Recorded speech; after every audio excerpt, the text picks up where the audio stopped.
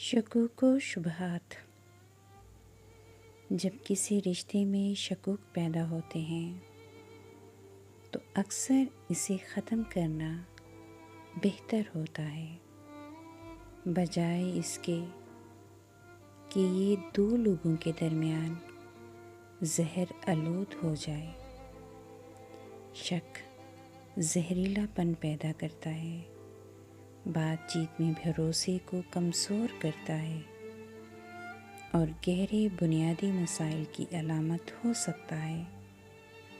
تعلقات کو ختم کرنے سے افراد اپنے جذبات کو ترجیح دے سکتے ہیں، بنیادی مسائل کا مقابلہ کر سکتے ہیں اور ایسے راستوں پر چل سکتے ہیں جو زیادہ پرامن ہوں۔